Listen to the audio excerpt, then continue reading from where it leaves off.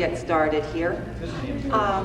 My name's Karen Streeter. I'll be your moderator this afternoon as we continue our discussion on Bigfoot. It's a pleasure to see all of you here. It's so beautiful outside that I'm sure you are tempted to do other things. One thing, today's program is really unique in respect to some of the others. We have popcorn today at the Popcorn Forum. So I hope you really all appreciate that. I hope you were able to attend this morning's presentation with John Willison Green. There were a lot of questions asked at that particular session, and it seemed like there were still a lot of people with their hands raised when Mr. Green finished up. So I'm sure we have many questions yet to go. But before we get to the questions from all of you, I'd like to ask each of our panel members to introduce themselves. And I would also like to have them tell us about their interest in Bigfoot, whether they've had an experience related to Bigfoot, are you a skeptic, or why did you agree to serve on a panel talking about Bigfoot? And we'll start out with Duke Snyder. Well, I've been involved with Bigfoot for 10 years, not because I saw one, but because an awful lot of people around here seemed that they needed to tell somebody about what they had seen. And so for a while I had a sign on my door that said Bigfoot Analysis Center, and kept track of stories that people wanted to tell without criticizing them, that couldn't be, or it isn't going to happen, or anything like that. And I have slowly come to believe that there is enough evidence to indicate a high probability that such a critter exists. I firmly believe no one's going to truly buy into it until there's a body, or as Grover Krantz suggested, someone has the chutzpah to go get a blood sample, and I'm not volunteering. But that's where I think it's at. I think there's going to have to be a body, there's going to have to be physical evidence that can't be pushed away. I'm not convinced that getting hair samples are going to do it. I know photographs won't do it. If a film doesn't do it, the 67 Patterson film doesn't do it, you know very well films aren't going to do it. I'm queasy about the idea of shooting Bigfoot. I'm not going out planning on shooting one, so I don't have to really come down on a decision on it, but it gives me problems. But on the other hand, I'd like to see some sort of resolution to this. To my left is Bill Richards. I'm in charge of the geography program here, and my interest is mainly from the point of view of where does such an animal fit into the evolutionary scale of things, and what is the evidence that supports it, and what is the evidence that doesn't support it, and what is the controversy that might be associated with placing such an animal in the general historical geologic aspect of the history of the Earth. And that's where I'm coming from. Hi. Good afternoon. My name is Wayne Rasmussen. I guess you can consider me as just an average layman. I have done many things in my lifetime, and I've generated a pretty good feel for generalities. And I became interested in the Sasquatch theory as a young boy growing up north of Deer Park, Washington. We have a valley in that area named Bigfoot Valley. And we've heard for years that there was a gigantic ape-like man in the area. I had never seen tracks. I was an avid hunter, outdoorsman, and I worked outdoors for many, many years, never seen a track even. And then one day a reporter from Newport notified me that there was a Sasquatch track had been located on Mount Spokane. I dropped everything I was doing. I went to that area and started in an attempt to disprove it as a hoax. Now, I've been tracking actively animals from the age of 9.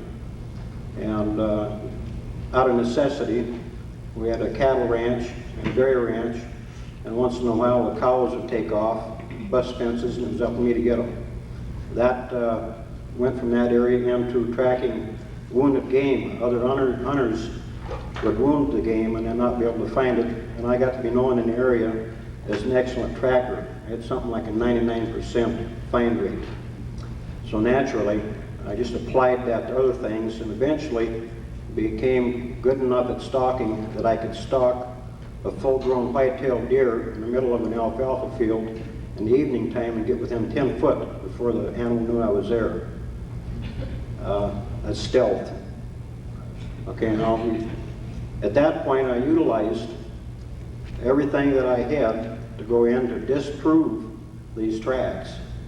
And the first set that I looked at is this light caster print.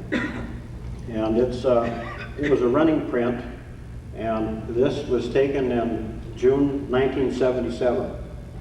Now that track was the first track after a Sasquatch had been shot at with a 12-gauge shotgun. And the tracks before that were a normal walking pattern. They were approximately 9 foot long. After that shot, that track shortened as it started up the mountain. It jumped off the road and started up approximately 30-degree slope. The tracks were somewhere between 10 and 12 inches deep in the solid mountain ground, and the average 6 foot going up a 30-foot slope. I followed that track, and it went right directly to heavy cover in the bottom of the draw. And in some places, the cover was heavy enough that I had to squirm and step sideways to get through it.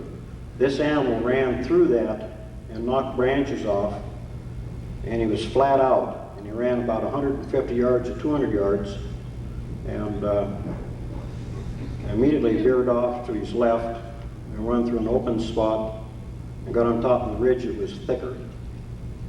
Now I'm getting, we're just supposed to be introducing myself. I'm already in my story. But that's how I got started in it. And I'll finish the rest later. Well, I'm John Green. I'm invited to speak on this subject because I've spent the last 35 years in investigating it. And I think probably most of you have heard a lot of what I had to say this morning, so I'll just pass this on. I'm Carrie Haley, and I'm an LCSE student, and I work in the library.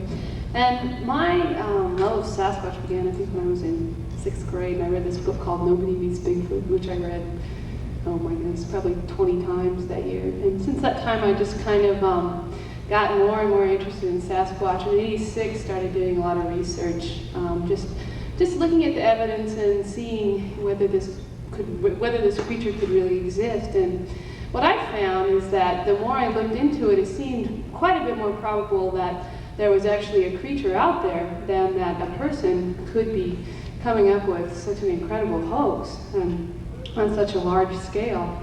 So that's mainly where my interest is coming from. I think one of the things that really continues to fascinate me is one of the things that John mentioned this morning, just in terms of our perceptions of monsters and how that affects our ability to consider whether this could really be a creature, you know, how we're willing to accept that. And so that's where I'm coming from. My name's Dave Foster, and I teach a wildlife class here at the school. And also my background's in biology, and I've always been interested in sort of the unexplained things within the realm of biology. I've been interested in Bigfoot since, again, growing up, and was always considered sort of a skeptic, I guess you would say. Just within the past year, I've done some additional reading and trying to find more what we would consider reputable sources from a scientific point of view, anthropological notes and so forth. And there is some information that's out there that is present, and I guess I would find myself agreeing a lot with Duke Snyder being sort of sitting on the fence, not totally discounting things, but again, I'd like to see some more positive proof as to the reality of this thing. But at the same time, if there is indeed some sort of hoaxing going on, whoever's doing it, or if there's a collection of people that are doing it, they're going to a great amount of difficulty in getting away with something that I think will make the Piltdown Man and some of these other hoaxes in the past in the evolutionary circles look like child's play. So that's my background. My name's Bob Bennett. I'm the president of the college, and I'm not sure why I was asked to do this other than I think Tony wanted me to be a part of the program. But I am kind of fascinated with the concept. I have to tell you that I know very little about Sasquatch or Bigfoot. You know, I've heard some of the stories, and I heard the presentation this morning. But I will tell you this, that I spent a lot of time riding a horse, and 2 years ago I was in the Selway area, and we were with a bunch of fellows who knew the area much better than I. And so we were sitting there around the campfire at night, and I got into this whole thing like you can when you're a kid, you know, and you begin to imagine things. And oh yeah, you know, and at first why I'd never be afraid to go into the forest and those hanging boughs and that dark cave-like look and so forth. And then I began to have my mind began to play tricks on me. And I thought, I'm not going over there. I don't care. You know, I'm a rational man. I understand exactly what's going on. I know logically that there probably isn't anything out there, but there's no way in the world that I would have walked across that creek into that area. And I guess the reason I mention that to you is because when I heard the first speaker, Lauren Coleman, talk, he mentioned a little bit about the fact that most of the stories about creatures or the unknown are told by people who live in trailers at the edge of civilization. And I was fascinated with that concept because I haven't camped a great deal, but I know that as a person it is fun. It is just a great deal of fun to let your imagination play with you, and particularly if you've got other people that are doing this kind of thing. So if there is a creature, fine. If there is not a creature, fine. For the fact that we are human beings and we have can do all kinds of things with whatever we find in the woods or whatever, it seems to me to be maybe what's most important. So I guess I would say that if there is something out there, let's continue to find out what it is. If not, I hope that people won't quit looking for something, because that's part of just the fun of being in the wild. So maybe that'd be the fun of living in a trailer. I don't know, I haven't done that yet. But, there may be something to that business of landing on the outer edge that makes for an interesting life. Okay? Thank all of you. It seems a couple of our panelists here may have a little bit more to tell us. Wayne, you started telling us a little bit about those footprints in your introduction. Would you like to tell us a little bit more about those? Yes, where I left off, this animal had broken most of the rules that I have learned in hunting, especially after it's been shot at. Generally speaking, all animals will head in the furthest, easiest route away from its danger. And if you've ever been shot at, you can appreciate the need to evacuate immediately. And that's just exactly what he done. After 150 yards to 200 yards, however, he did something that no other animal I'd ever tracked had done. He changed his course and got out of the heavy cover and went right directly through an opening that consisted of about 400 feet up a steady incline where he was not making very fast time. At that point, I stopped and I studied the situation and condition. I couldn't understand why he would do that. There was no blood any place. He didn't act like he was wounded. The steps were steady. I couldn't see where he was dragging anything. So I went back down to the truck and I got some flagging. And that's bright colored fluorescent orange. And I took my gear and I started making a map, a detailed map, and I hung the flagging and bending branches down so that the flagging was 10 and 12 foot off the ground. And I flagged the route that he took, so when I was a half mile away up towards the top of the mountain, I could look down and get a general overall feeling for what had occurred and trying to figure out where he was going to be next. Now, this may not be a common known fact for a lot of hunters, but if you know your game well enough, you can figure out what he's going to do, where he's going to be, and if he's shot, where he's going to head. And that's simply what I was trying to do. Now, what he had done, instead of continuing his route straight away from the area he got shot at and the heaviest cover, which is reasonable, he broke and run through an open area. But after looking it over, I could see there was enough ground cover and brush that he was not going to be able to be observed from any lower area. What he simply done was changed direction, which makes me to believe that this creature is a thinking creature. He was able to assess the problem and come up with the intent to evade by doing something animals normally don't do. And once he got on top of the ridge, then he dropped to the back side of the ridge and followed that ridge just out of sight from the area of danger until he got into a heavy thicket of alder brush. And that's really hard cover to go through. Now, I don't know if he had a hard time going through it or not. He broke branches. I was able to follow for some distance, but eventually I started to lose the tracks because of the ground cover. So I backed back out and I started doing half circles and then full circles. And about 300 yards and about 4 hours later I come upon another track. And he was directly headed into an area of heavy overgrowth, 300-year-old timber, and most of it was cedar.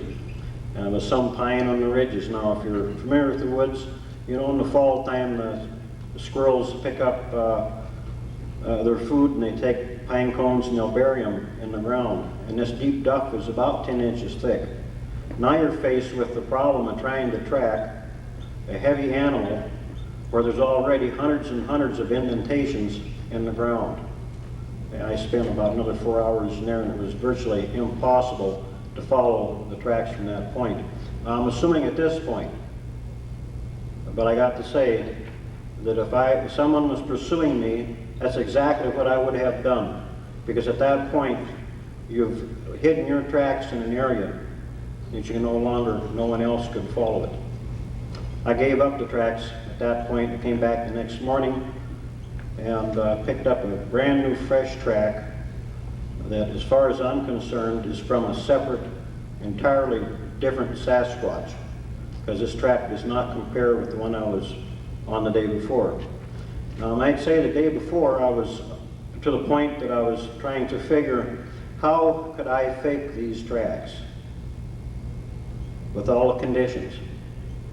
I couldn't come up with an answer. I went home and I got a ruler out, got my mechanical devices going, got thinking. I never did come up with an answer. I've been treed by black bear 3 times in my life. And every time that I was treated, there was a very good reason. He was a few feet behind me. In all cases with cubs, and it was my fault. But it don't make any difference if it's my fault or not. You're just as bit one way as the other. So that being the case, when I'm in the woods, I take a .357 Magnum pistol with me if I'm going in very deep or if I don't know the area. I had the gun with me, and at the time that I observed this track, I knew that we was probably dealing with something around 700 pounds estimate. A .357 don't look very big when you're dealing with something like that. Now, my intent was not to kill it if I'd seen it, but it was for protection. I left that in the car, I stepped out, and I followed the track up the road. I measured 9 foot from track to track, approximately 70, 80 tracks walking right up an unmaintained county road. It's called Blanchard Creek Road. And it's beyond right at the end of the maintained section, just before you get to Mount Kit Carson. Now, this is a remote area. There's been sightings in the past in this one area. I was lucky enough that Sasquatch was attempting to get off the road, and he didn't just go plunging down through the timber. There was a creek to cross, and he picked his best route. He was going to attempt to get off the road at one point. In the process, he changed his mind, and he pivoted from his right foot. And the pivot mark shows very definitely that he put his foot down and twisted on the ball of his foot. And I noticed the first time, because of the conditions of the soil, it was kind of a runoff area, that there was dermal ridges in the track. That's the first dermal ridges I've ever seen in any of the tracks that have been made. And the next track was a right foot track, and it was in a normal direction, and that's the one that I cast. The time I cast it, it was absolutely perfect. He had a scar on his heel. It was about 2.5 inches to 3 inches long, and about 1/4 to 3/8 of an inch wide, and it was perfectly healed. But it was so outstanding in the track that he left that it was like third dimension. And I didn't have anything with me to cast it at that time. At that point, I could see that the conditions were right to prove or disprove if it was a mechanical device or if someone had a great weight that they'd set down and was beating it into the ground. It was indented about an inch to an inch and a half, and I jumped up in the air at 195 pounds and come down on one heel with all that weight, and I was able to indent that ground at that time 3/8 of an inch deep. This animal was pretty heavy. I went back to the car and I brought, being an investigator from the past, I brought the investigating tools, which one was a exceptional magnifying glass with a light.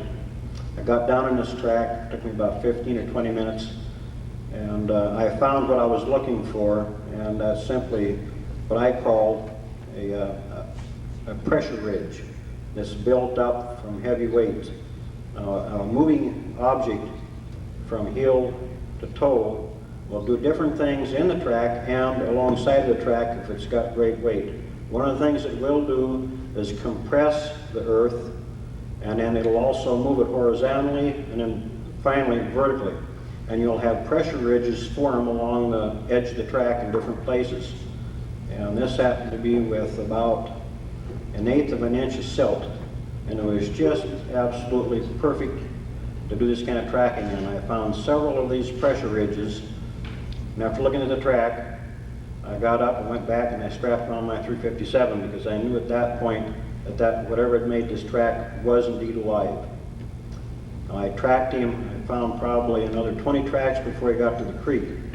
As I got to the creek, these appeared to be very fresh. Maybe we'd had a rainstorm that night. It quit raining about 4 o'clock in the morning, and the water had sunk in. There was no rain in these tracks, so I knew I was within at least 2 hours behind him. As I stepped into the creek bottom, he had slid down off the bank, and his right foot had landed first. That right foot went into the mud about 6 inches deep, and that track was not filled with water yet.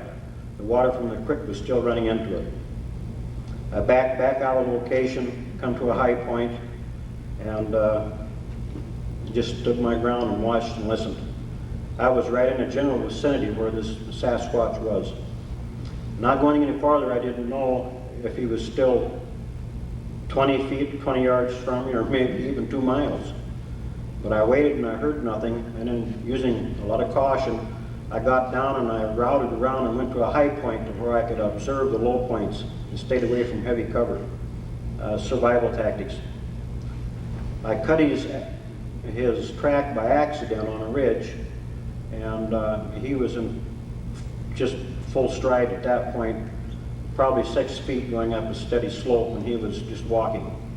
I stayed on that track for 3 days and run into absolutely hundreds of different tracks over many different conditions, and I can't remember any of the tracks being the same because the ground varied from one area to the next.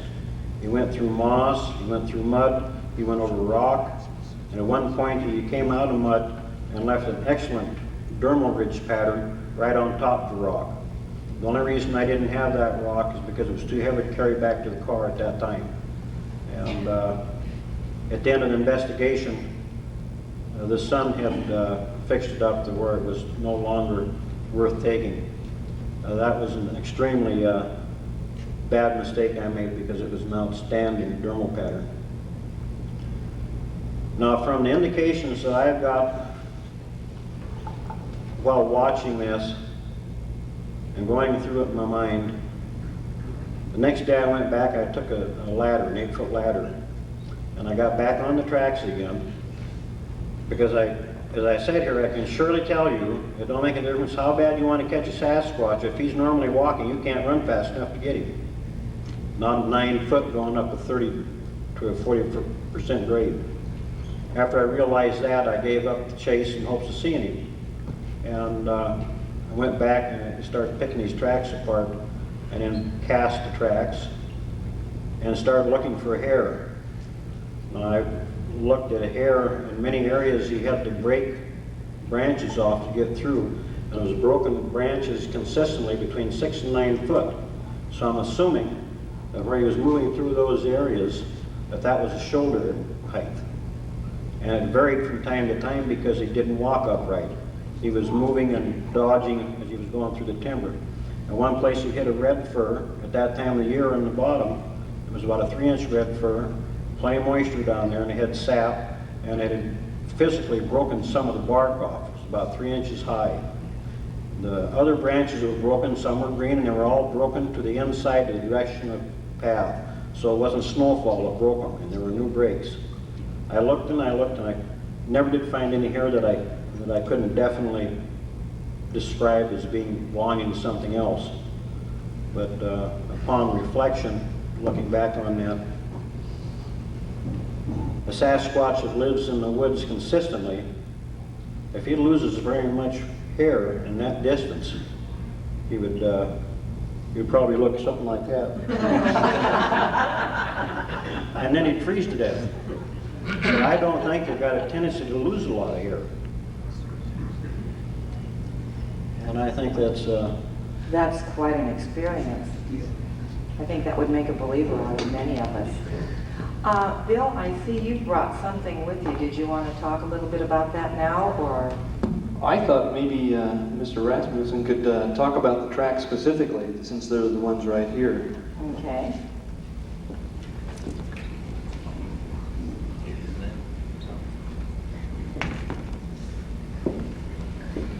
Okay, this first track I'm going to hold up was cast towards the end of June 1977, and this is the first sighting. Now, this is not a very good track, basically because the plaster of Paris started setting up before I said it was time. And regardless of how fast I stirred or how much more water I put in it, I was just losing ground. So I ended up having to hand pack that instead of pour it. Now, if you can see here, there's a toe right here, one there, one here, one there, and one here. And this is a general width. There's his heel. I want you to note how wide this track is. Now that's a compression track. That's a running track. This is approximately 12 inches below the ground level on the mountainside. It takes a lot of weight and it takes a lot of power. Now some of these tracks, it was actually digging dirt out and throwing down slope as he was running up the mountain. This next track was the one I cast. It was I was probably within an hour behind this track. And this had dermal ridges on it. And I didn't have access to plaster of Paris and Blanchard or Newport. Every place was sold out at that time for some reason. The only thing that I had access to was a gallon of fiberglass resin. And that's what I poured this track with. Now, had I had the right material, I feel that I could have picked up all the dermal ridges. However, this does show dermal ridges on it. If the light is right and you have magnification, you can see the dermal ridge patterns in 4 different areas. Now, if that's the case, it needs to be verified by a professional, and I'm certainly not a professional. But working law enforcement and being chief jailer and taking many, many fingerprints through the years, I can tell you those are dermal ridges. Can you tell us what a dermal ridge is? That is a fingerprint that you have on your hands and on your feet. Excuse me. Thank you. They're quite evident in some areas. Now, if that's so, this is the first cast known that shows dermal ridges. But like I say, we're going to leave this up to the experts to tell us later. Now, these other tracks, they're going to be kind of hard for you to see. I just, what I'm trying to do is come up with a way to cast the track instead of pouring a cast in the track and coming up with a cast. Now, I picked the very worst conditions to do this with. This was done at about 33 degrees in a rainstorm with freezing conditions later. And in a matter of 7 days, I hit that track. This is the original track, and it's plastic. And now on the bottom of it, for strength, I put plaster. It's not an easy process, but it's one that I put together from trial and error. this is my track, it's not a Sasquatch. Now this next one is the same general type of pattern with a different material. Now this would be the kind of material you'd find in the creek bottom or in the boggy marshes. And these, by the way, are some of the best dermal pattern materials that we find in the Pacific Northwest, and that's why I cast this one. And this one also was lifted. And if you have a magnifying glass, you can see the dermal ridges on the bottom of my foot there match this. And I feel that this is the kind of thing that we're going to have to do in order to get more objective. By the way, this is objective evidence. These all are. It's not necessarily proof, but it's proof that there was a track, and that's objective evidence of that track. Is there any questions? Did you say that you did see him when he was? I never seen him, no. I have never seen a Sasquatch that I know of. I've seen some things at long range that I couldn't explain, but I can't tell you right now that I've ever seen a Sasquatch, because if I don't recognize it, it could have been an elk. But I have felt several times while I was hunting that I was being watched, and I think any hunter can tell you that happens once in a while. And it's an unusual situation, right where this Sasquatch passed through a alpine meadow I had hunted 3 years earlier, and when I was sitting there, I got the heebie-jeebies and with the chills up my back, and I got looking around.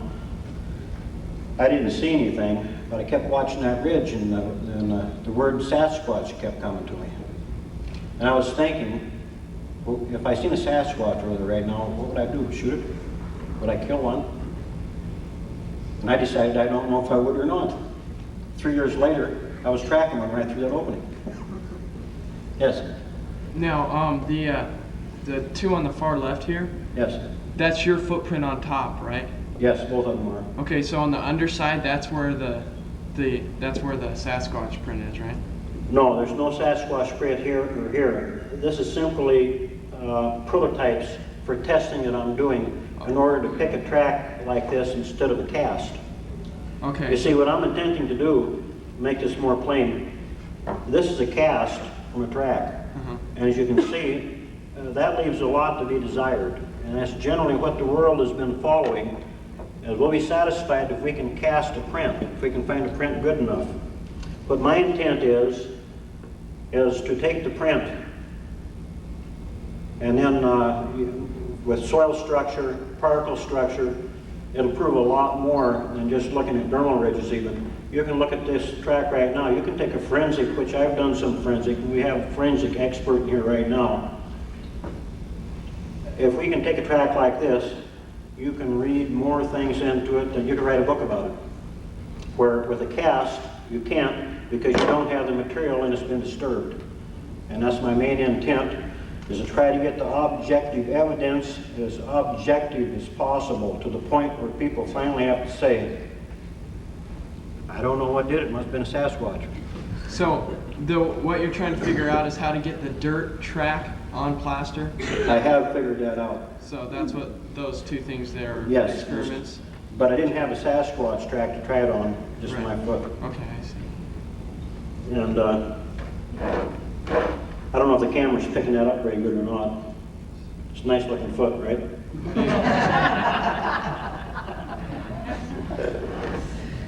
Is there any more questions? Yes, sir.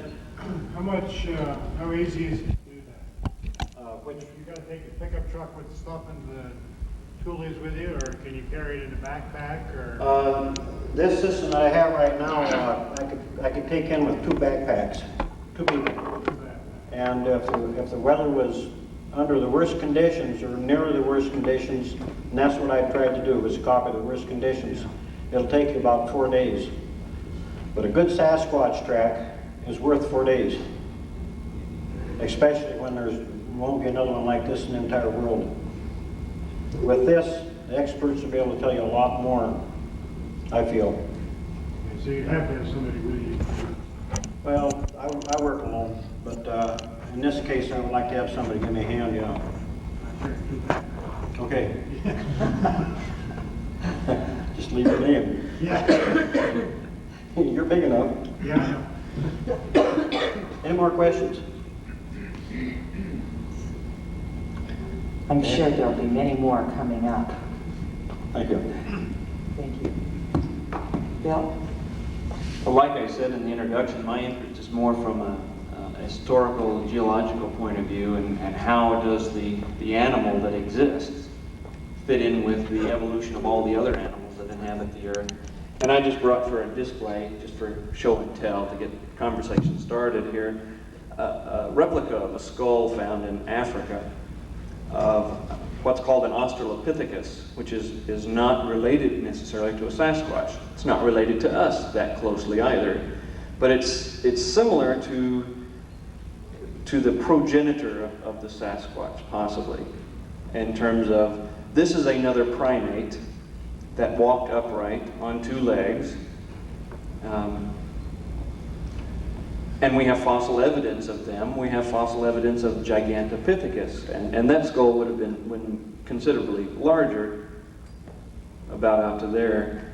But it just kind of makes you think, if we have fossil evidence of other primates that have the same skull attachment to the spinal column, so that they walk upright as other creatures on Earth, and we're spending lots of money and time and evidence putting these skulls back together and paying the Leakey family to go dig these up, and National Geographic is spending lots of money digging these fossils up. Why don't we concentrate on other primates that may exist? If these guys existed, why aren't there other primates? Why don't we recognize that other primates do exist? And so, if you're going to support some research project to go dig up primate fossils, why don't we expend a lot of energy in digging up these kinds of new primates that explain maybe Sasquatch or other primates. Who knows how many other primates exist in the evolutionary bush? Evolution is really not a tree, it's a bush. And there's lots of branches in a bush. And how many branches are knocked off that bush that we don't know about? How many branches got trimmed off and we don't see them? All we see is the main stalk, and we think that's us. We're just one of the branches, maybe. And there's all these other branches on this bush. Australopithecus was one of them. Gigantopithecus was another. Don't point at me when you say Gigantopithecus.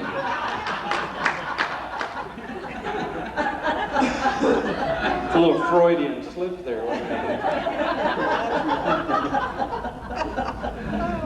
We have all these other branches of primates, Not that Duke is one of them, but we certainly have fossil evidence of lots of branches, and we accept them and we recognize them. My contention is, and I think it should be included in the historical evaluation of the geologic history of primates, that there are branches that we know nothing about. They may still be around. Who knows? They may still be here. We can take fossils of very bizarre looking animals, and we have no problem putting them on display in a museum. And we have no idea that animal ever looked like that, except that we have all these fossils, and we think it looks that way, like huge dinosaurs. We have no problem accepting that they existed on the planet. So why do we have a problem putting the fossils together in another way and saying, oh, well, this was a primate, and he looks just like a primate that we see walking around out in the field sometimes. So my perspective is, maybe there is a lot of fossil evidence out there, but because of the mindset, no one has applied it this way.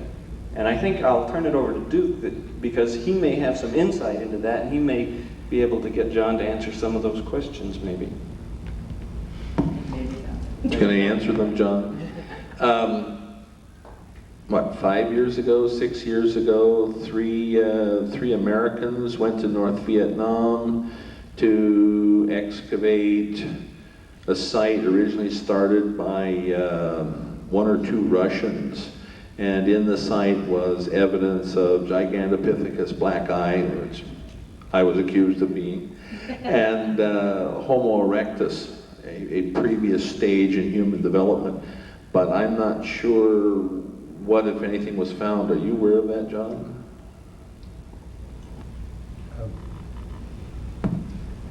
As far as I'm aware, I haven't read their book yet. I've got to wait for the local bookstore to get it in, but they didn't find any more jaw bones. They only found teeth. So we're still limited to 3 jaw bones found in China and 1 in India. And they're a great deal bigger than the and Australopithecus boise jaw and skull that's there.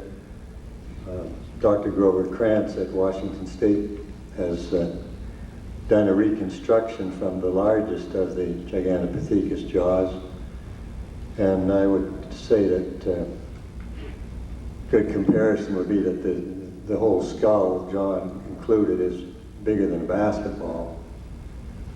It's not round exactly, but that's about the volume of it. So you can see that if that's what we're dealing with, if Gigantopithecus just simply didn't die out, because he's really rather recent in geological terms, they're estimating around 300,000 years for the most recent.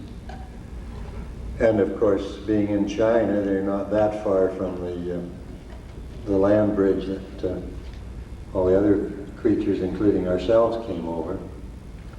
So that's what it is. These size estimates we get of even up to 10 or 12 feet are perfectly reasonable. A thing with a skull that size, and actually the kind of weight estimates that we seem to be able to tolerate, say 500, 600, 700 pounds, I think if you look at it without prejudice, these are far too low. And you can have a gorilla that's only 6 feet tall that can weigh 500 pounds. And, a relatively small skull. The thing with this that could carry the skull that Grover has rebuilt, I would say you start with a ton and go on from there. John, the original reconstruction of Gigantopithecus was done by Olin Simons, and he looked at it and said, wow, that's one big skull. And so in his mind, he said what he's dealing with is a really large gorilla.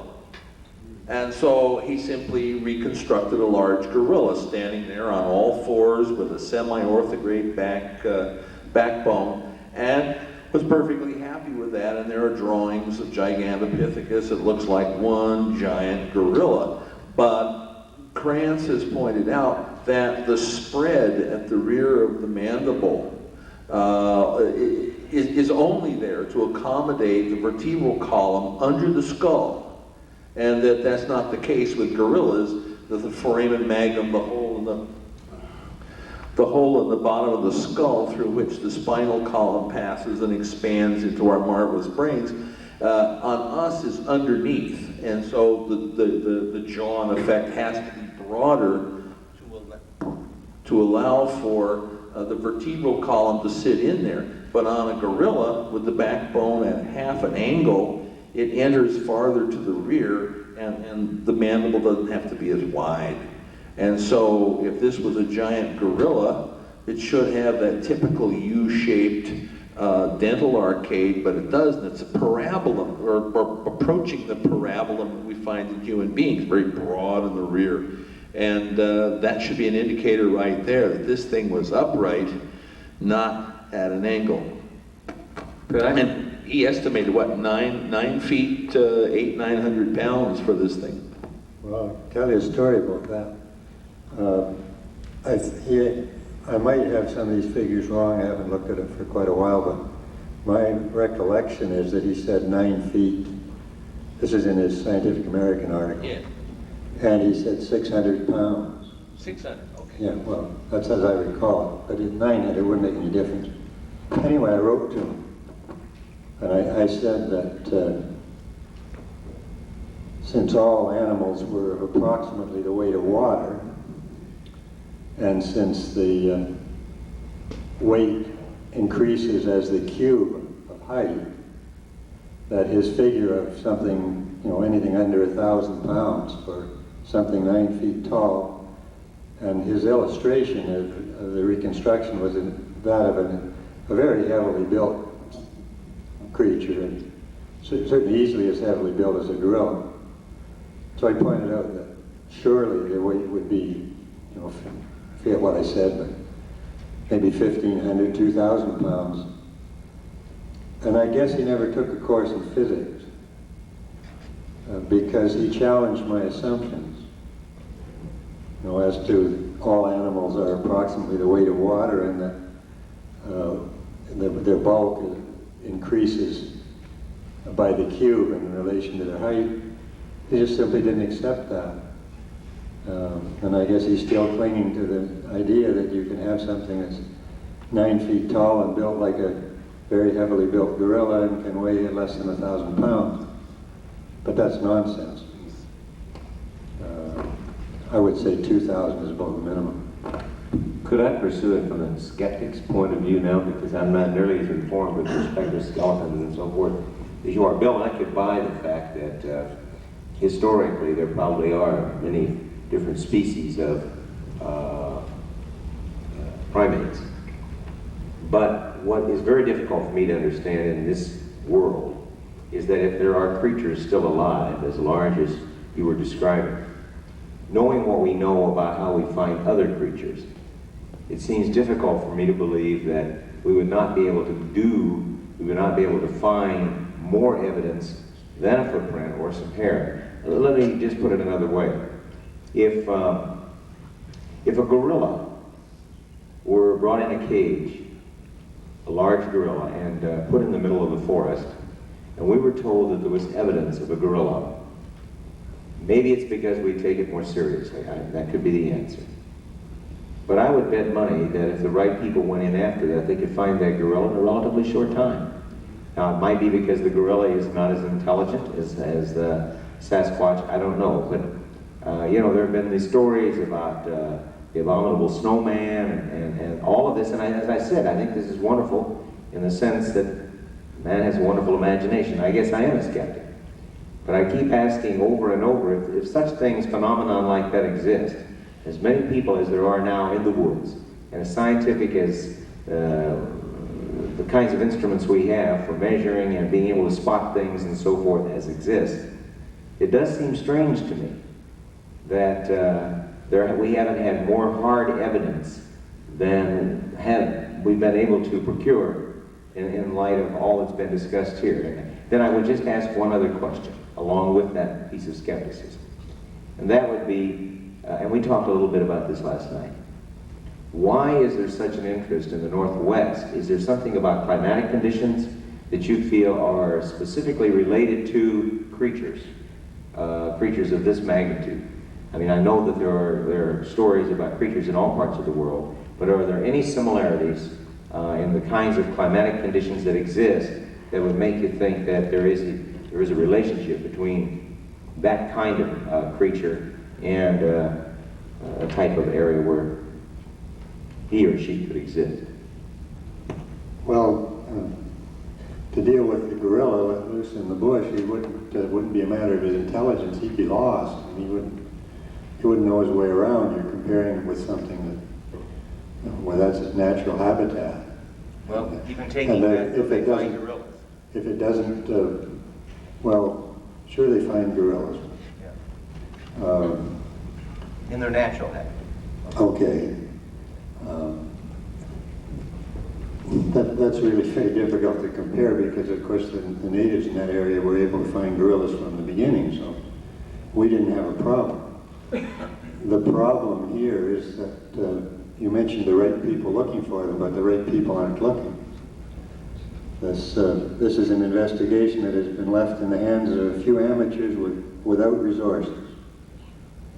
I don't have any hesitation in saying that if the U.S. Army decided to find out if there were Sasquatches, it wouldn't take them a week. You know, once they bring all these sensing devices that they've developed for intruders in Vietnam, for instance, and put enough men and equipment on the job, it would just be a question of whether they happen to be in the right area. And if they were, then they would find them. If we could assemble a large enough group of people with real hunting skills and keep them at it for long enough, I'm sure that they could find them. But what you've got is people like me. I'm a newspaper man. I never hunted anything. And,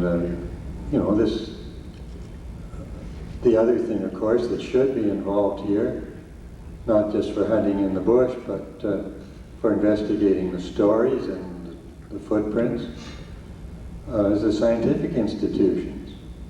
And they won't touch it. And I've wasted decades trying to convince zoologists or physical anthropologists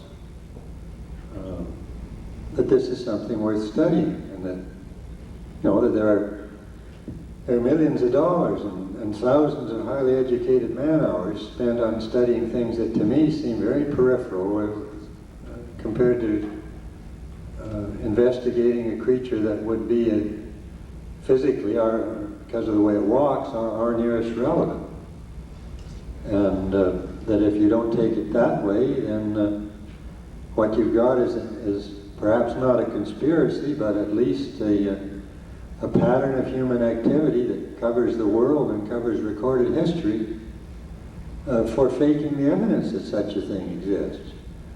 And that between those two, either one of them would be a sensational discovery in the appropriate field. And therefore all you would have to do is put together a team that included both fields, and you can't lose. You've got a sure winner. Find out what's making these footprints. Find out why people keep saying they see hairy giants. Either answer you come up with is going to be a tremendous step forward. But no scientific institution has ever picked this thing up in the slightest. So when people say very glibly, well, why haven't they found it? But there isn't any they. There's just a few people with whatever limited skills they picked up in some other way, and whatever their personal resources may be. And I'm quite sure that if appropriate resources from a number of different directions, or any one of a number of different directions, had ever been devoted to this search, that a definite answer would have been found. Now, whenever I get these double-barreled questions, I always end up forgetting what the second one was. I think you got them both. I might pose a question to answer your question, maybe. If I can answer a question with a question. Let's all suppose that all evidence of any cultured primate existence on North America was removed. In other words, there was no native North American cultures existing. There's no Indian burial grounds. There's no primate cultures existing on North America that we know about. So we go back 30,000 years, 40,000 years, 50,000 years. Now, start from that point. We come down in a spaceship, and we're presented with this North American continent, and we're told there's evidence of primates. Go find it. Isn't that kind of what we're dealing with here? We don't know where to start. We could start digging. How long are we going to dig before we find evidence? Where are we going to dig? These are not cultures that would have buried their dead. They're not going to leave mounds, like John was saying earlier, whereas cultures would leave evidence of where they buried members of their society or their culture. But we just come to this planet out of space, and we're told there's evidence on this continent somewhere of a primate, okay, that may still exist. Now go find that paleontological or fossil evidence, ignoring the current, present anthropological evidence. Look for paleontological evidence. That's where we are now. We're told go find it. Well, they didn't really leave us tombstones and saying, here's where my bones are. So it's kind of a dilemma. We have to kind of wait till we find it. And then we found it. I want to jump in. If my memory serves me correctly, for several hundred years there were reports of a gorilla high in the mountains of parts of Africa, but it wasn't until the 1890s that the mountain gorilla was identified. The okapi, I believe, in 1912. Here's an animal that was minding its own business and we didn't know it was there. The extinct coelacanth fish was of all surprising things, caught off of South Africa in 1939, and it was thought to have been extinct for 30 million or 60 million years, 60 million years. And then in 1976, if you can believe this, a critter 26 feet long with a mouth 5 feet wide was discovered, the megamouth shark. Nobody knew they existed. And that's not a small animal, 26 feet long. Things keep coming to light. We keep assuming, I think, here it comes, folks. This is the sermon. I think we in general, me too, keep thinking that this world is well understood and that somehow science is in charge and we've got it all laid out there and we know what's going on.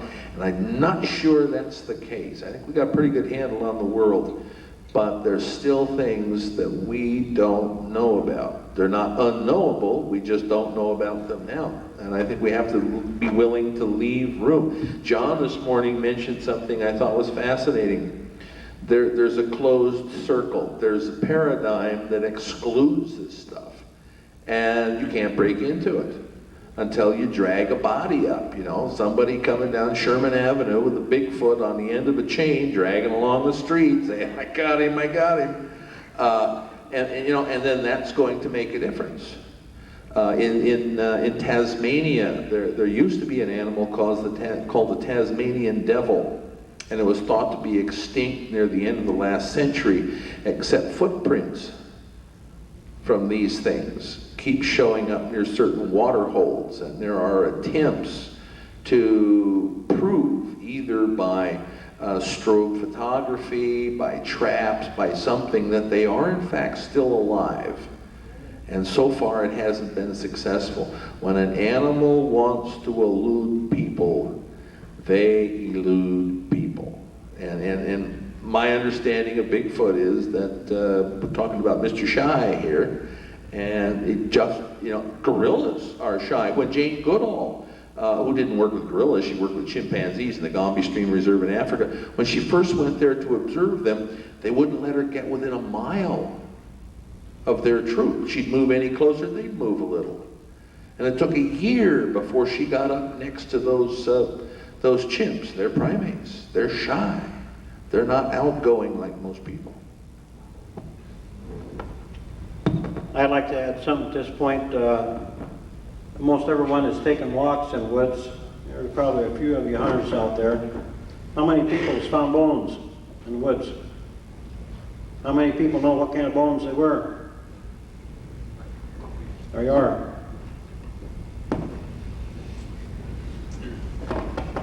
I just have to take one more question, or I want to pose one more question. Go ahead. I would be the first to admit that there's a great deal we don't know about the world, and that'll go on for a long, long time. The more we know, the more we don't know. However, the kinds of things you've talked about in terms of examples are those things that exist in far reaches of the world, and rather remote areas. And the kinds of things we're talking about in terms of Bigfoot, even though we have some remote areas in Idaho and Canada and so forth, it's unlike the northern part of the Himalayas and things like this. And all I'm suggesting is if we have a creature as large as what's being suggested here, there ought to be, and I recognize there probably should be more formal attempts and more money spent in searching for it. It still is hard for me, and I understand the thing about paradigms. It's still hard for me to take it real seriously. But John over here says he's got 2,000 sightings. How many times do we have to see something? You see, that's just my point. Yeah, right. If there are 2,000 sightings and there hasn't been any real hard evidence in terms of, other than some pictures at a distance, I guess I still remain the skeptic, and I don't know that that's totally all wrong. Well, I don't have an objection to you being a skeptic. Well, certainly there is no satisfactory answer as to why not a single bone has ever been found. I'm not happy with any explanation for that. That's most unlikely. And what you're really dealing with here is two things that on the surface are impossible. It's impossible that such an animal should be living right here among us, and we have no definite proof, and we don't even have a piece of it. It's impossible that human beings throughout the course of history should have been wasting their time producing evidence that something like this existed, and they're doing it to a greater and greater extent today in these modern times. It makes no sense whatsoever. What you're left with is the fact that one of those explanations is true. It has to be one or the other. Well, I'm sorry I'm leaving the flying saucers out of it, but I just don't happen to feel that there's any use in going to try to explain one mystery that you don't understand by bringing in another that you don't understand. But that is where you're at. If something makes these footprints, some living agency is there and makes the footprint. And the whole thing we're faced with is to find out what it's doing. And it's just my conclusion after, well, fairly early in an investigation, and still after a very long investigation, that the explanation that in some way that is indeed most unlikely, we have failed to come up with physical evidence. It's still much easier to believe that there is such an animal than to believe that all that is out there can be explained away without the existence of the animal. Occam's razor says take the simpler explanation. I don't know anyone who has investigated, other than people with PhDs who are asked to make comments on TV programs about something they have never investigated in their lives. I don't know anyone who has come to any other conclusion but that the existence of the animal is the simpler explanation. I think we need to get our audience involved in here. Yeah, I just wanted to talk to you. If I pulled a picture out of my wallet right now and it had a face on it and I said it was a Sasquatch, would you believe me? I have no way. What's that? I would have no way of knowing. I'm just suggesting that this is interesting, you know, and I think he's right. You have two options. It's just a puzzle to me that with all the evidence in a relatively heavily populated area, that there wouldn't be more opportunities to give hard evidence. That's all I'm asking. Yeah, the thing that I was thinking yesterday in the panel in here, a lady brought up, she says, you know, with our technology, if we saw pictures of flying saucers, which there are tons, do we really believe them?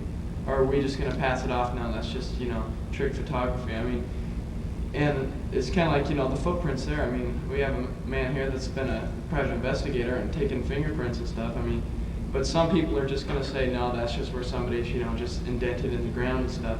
So I think, you know, I mean, people will believe what they want to believe. I mean, you can stick evidence straight in their face and they'll just say, no, it's a hoax and stuff. And I just, you know, I'm kind of in between. You know, I think, you know, there are a lot of hoaxes and stuff because my friend and I were talking about shooting some skeet traps out, taking pictures and saying they were flying saucers. But I mean, and then, you know, there's the hard evidence. So I believe there's hoaxes out there, but I mean, look at the evidence we have sitting right here on the table. I mean, that's pretty strong, I thought, for, you know, a Bigfoot. The gentleman in the blue jacket over here, I think, has had something to say. Yeah, I had just two general thoughts about this entire thing was, your thing about we haven't found one yet seems very true, because we have managed to hunt and kill everything else on the planet. It seems like it does. You know, I mean, either we've done it now or in the past, in the time that we've been here, or the Native Americans have caught and killed everything there is in North America, except magically this one beast. That's going to be the presumption that it doesn't have any more intelligence than the average animal. No, I'm not making any assumptions, I'm just making a statement. Right. That No, I'm sorry, but I can't accept that. We don't know what the things are that we haven't found yet. There might be dozens of them. well, okay, that's very true. The other thing is that we talk about we don't believe in things we don't have hard evidence of. And my first thought was, How many times have you seen a bottle of electricity? I worked in it for 20-some years, and I've never seen, here's a pile of electricity. I've worked with the effect. I've worked with what it does. I look at it. You guys use microphones, and it comes out the speaker magically. But you don't have a bottle of electricity. You can't take a picture of it. They have pictures of things that they say are electricity. But hey, you know, it's something that is here all the time. I think we're talking about two different kinds of phenomenon, but then that's... Yeah, but they're the same thing. It's something we have all the time you can't see. Okay, did you have? Yeah. Regarding the finding of evidence. Can everyone hear this gentleman? Regarding the finding of evidence and how hard it would be to find if you were out in the wilds, I'd refer anyone in the room here to Robert Leakey's son's book, The People of the Lake. I have a book at home. I've studied it 3 or 4 times over. And it's quite simple. Regarding fossilized evidence, it's buried, it is fossilized.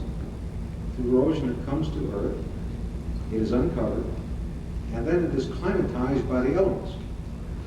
It literally goes away. And if you're not there to find it at the time it's exposed, and the elements don't deteriorate it or degrade it so you don't understand what you're looking for, you're not going to find it. That's the simple, that is the reason that you don't find fossilized evidence, principally. You have to be there when it's unearthed and make sure the rain doesn't wash it away. The footprints we're talking about here, Wayne,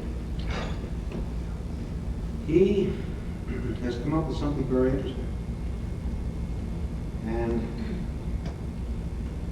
I'd like to pursue it, if possible, because there is a way, through forensically, of finding out if a footprint is either a cast, a stamp, or made by a living creature, especially a human foot, or an anthropoid's foot. A person weighing the average weight of 170 pounds, let's say, and you're walking over general strata, soft dirt, that allows the foot to impress. In order for us to walk forward, we have to throw ourselves off balance. We do that by simply contracting the muscles of our legs and causing the body to move forward. Right? If you didn't extend the foot out in front of you, you'd fall on your face. So when you move your foot forward, the first part of the foot that will come in contact with the ground will be the trailing edge of the heel, the inertial deformity. That's the foot strike, or the heel strike. Now that heel strike, when it enters the ground, enters it being impressed in the ground by gravity and the weight of the body. And it's being pushed into the ground in a very specific angle at a direction with a certain amount of pressure behind it, based on the weight of the body, and the speed with which it's being pushed into the ground. As it digs into the ground, it moves small grains of dirt in a very specific direction. Now, I spent 25 years wearing a badge and a gun as a cop, and I can tell you right now, bullets do not turn corners. It's a free-flying object. It will remain flying in a certain direction until acted upon by some outside force to modify the direction. Quote, right? So those grains of ground will have to be moved in a certain direction bearing on the foot strike, heel strike. Now as the body moves forward, the weight of the body now is transferred over the outstep of the foot, the bones that form the outside of the foot. It then goes forward to the 4 small toes. The 4 small toes are the gripping toes. 50,000 years ago, we were not wearing shoes. The little toes keep a barefoot from sliding backwards. They're the hooks that grab into the dirt. So what you're going to wind up doing is in the forward step, the little toes will now grasp the ground, much like a backward plow, and hold you into the dirt. The big toe is your thrusting toe. Without the big toe, we're not going to walk very fast or very far or very easily. That is the thrusting toe. So what happens? You have a movement of dirt with the heels, starting at the heel strike, with the energy or the impact of the foot going across the outstep, eventually migrating to the front of the little toes, pulling the dirt back, and then you have a thrusting point with the large toe. Once that is put in the ground, nobody in God's Son is going to change it. If you look at it under a microscope, you're going to see the grains of sand move in the direction that we just explained. It cannot be done with an imprint, like a rubber stamp, right? It cannot be done with a right mold, because you're not going to have the human foot impressing the ground granules in the way we've described. I talked to Mr. Green at length on this an hour or two ago.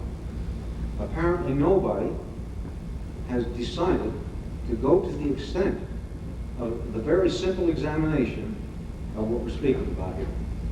If you would do this and compare it to the dermal lines that Wayne is talking about, you would have virtual positive proof that that animal does exist. Why wouldn't they do that? That's what I'm curious. I would hate to say this in a college. But you're going to anyway, Because the academics, not in the line of this class, people that are trained in specific lines for a very long time have had their minds boxed in their own fields. And they've been trained by people that have also had their minds boxed. And what occurs is over the years, you being trained by people that suppose to know what they're talking about, you in turn adopt that attitude. Once you're psychologically impressed with it and you start doing the training, it's difficult for you to back up and say you were wrong for 30 years. Because what you're doing, you're making a fool of yourself. Now, you talk about Copernicus, you talk about the world being round and flat.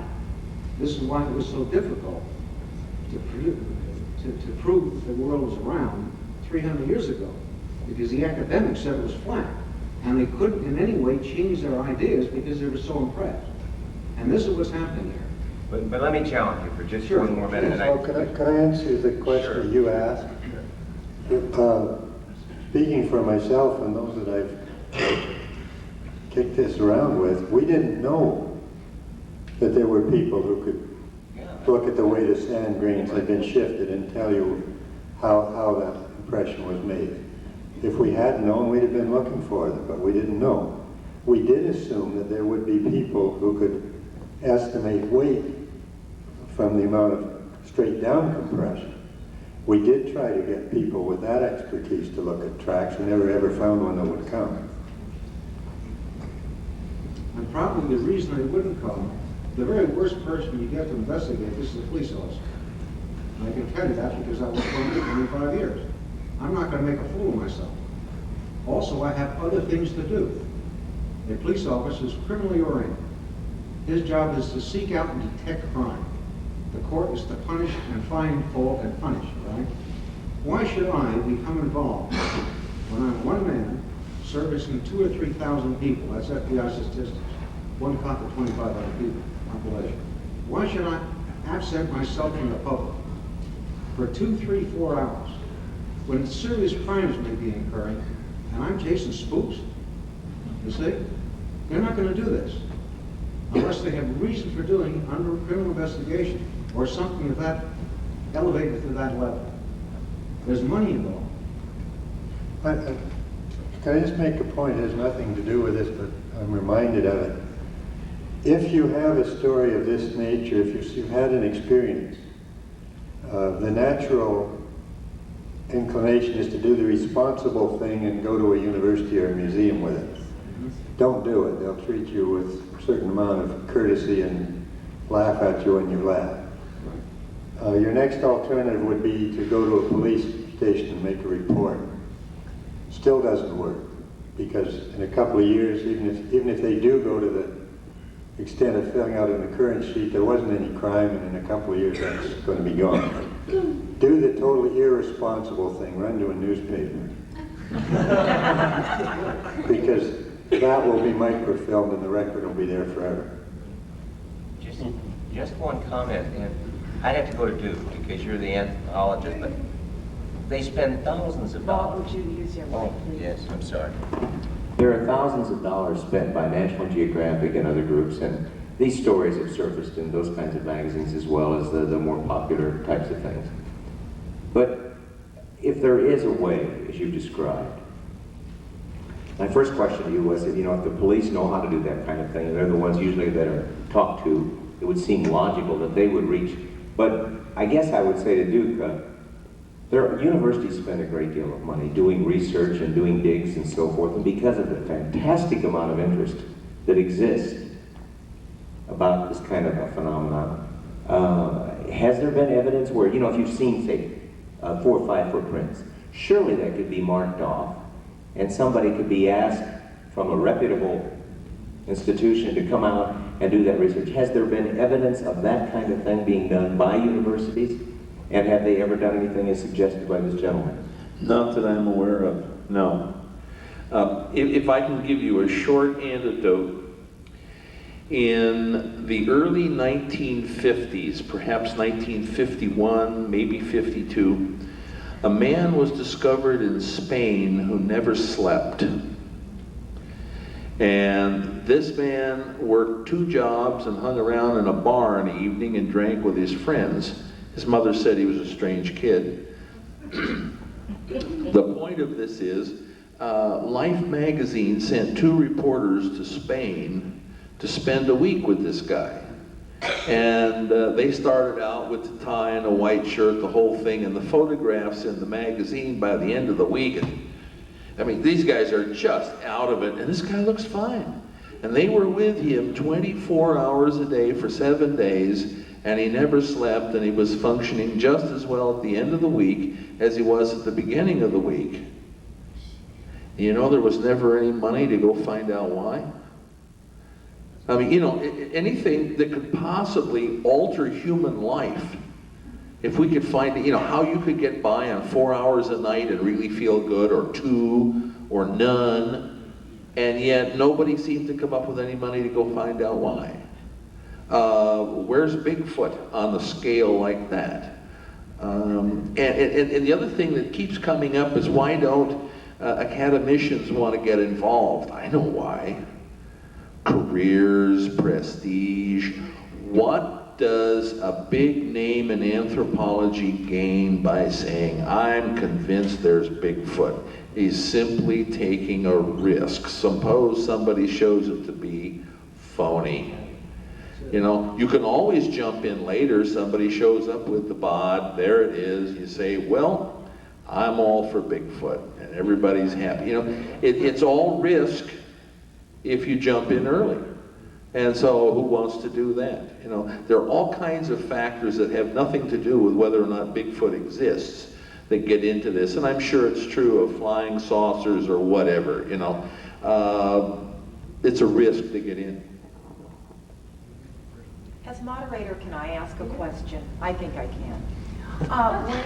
When you were making the casts of the footprints and things like that, and doing your tracking, did you try to get any other agency involved, or did you just stick to yourself, or what happened then?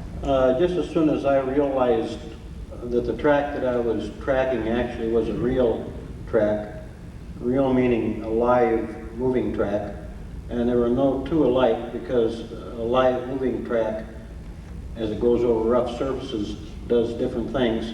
I attempted contact with a research and investigative unit, and somewhere in Oregon, I can't remember now, but I had the phone number, and I called, and at that very time, they had everyone up in the BC. There had been a Sasquatch sighting miles from the nearest town or settlement, and there was 120 people on a railway that had observed the Sasquatch in the middle, and they were on that investigation at that time. So there wasn't any investigation other than what we had done. And we protected it as much as we could, but they just spent too much time up there, and the tracks finally washed out. You were lucky that outfit in Oregon was phony anyway. So it worked out for the best. Jim? I'd like to ask Dr. Richard Snyder of North Idaho University, Bigfoot Research Center, a question.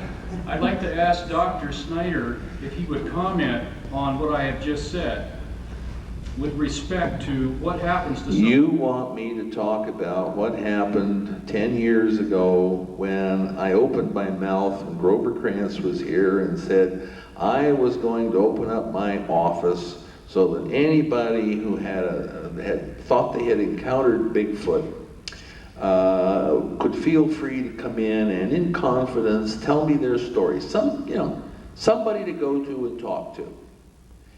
And newspaper types in the audience, meaning well, I'm sure, wrote a story about this, that I was opening up, this center at North Idaho College, and the news spread to Spokane, where I became Dr. Richard Snyder.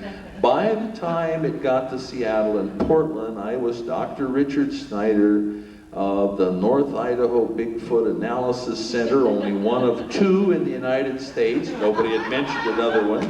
Multi-million-dollar funded. Multi-million-dollar funded and authorized by the United States government. And the farther the story got, I had phone calls from, I think, as far as Ashland, Oregon. And I kept saying, are you sure you're talking to the right person? And sure enough, it would track right back to a story that started here. And each time it moved a little farther away, it got better, So, I don't know, why did you ask me that? I think it's indicative of the kind of ridicule that somebody who takes this stuff seriously in an academic setting is subject to. Oh yeah, and if you don't think that's enough, just feel free to call Dr. Grover Krantz at Washington State University. Ask him if he's under any pressure because he studies Bigfoot. Okay, we are just about out of time, but I just had one comment, Mr. Bennett. You said you've been in the Selway a lot. No, I haven't been there a lot. I've been out there. Well, some, at any rate. Just as a matter of comment, have you ever seen a mountain lion? I think I've heard them. You think you've heard them, but you haven't seen them. No. Well, I'm sure not only myself, but a lot of other people here have spent lots of time in the Selway. Sure. I was raised with a pack outfit that ran 8 strings all the time. And have never, and lived 3-4 months at a time, and never seen a mountain lion. But yet we had hounds, we trapped them, we chased them down, we've got pictures. That's not to say it wasn't there. okay. Oh, no, but you got them. Well, we were looking though too. Yeah, but the hounds know how to get them. Yeah. I just wanted to say that it was discussed about how we don't find things, there's things that we don't know. Just last night on the news, they think they found a new breed of elephant in Nepal that may be related to mammoths that no one has ever seen and they have them on film. And the other thing I wanted to say to some of the people that stated that they're not, where's the evidence? I think that the evidence is probably there, but you have to decide that you're going to look for it and not decide there's no evidence before you go out to look at it. Because there's numerous books, papers, numerous things, people to talk to about it, and you might be able to better evaluate it if you looked at it then and then looked at it from the standpoint as opposed to deciding there's no evidence and not, seeking it out. I think you guys are kind of pushing me in terms of me saying there's nothing out there. That's not what I said at all. What I said was that there's a great deal of evidence, but it seems strange to me, that's all. It seems strange to me that something that could weigh as much as has been described has not been found in light of all that we do in finding things. That's all. Not specifically stated to you. It's stated as a generalization because I encounter a lot of people who say, well, there's no evidence.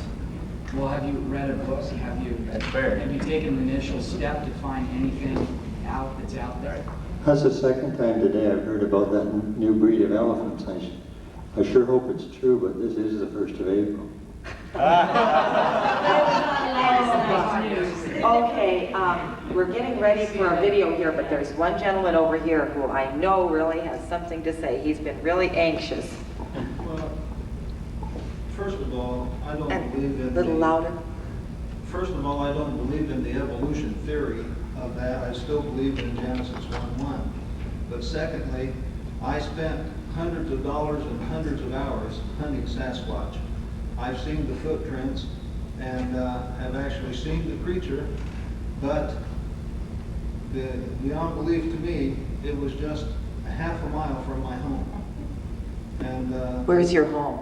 Well, at that time, it was over in Sumner, Washington. Was The it thing in a about trailer?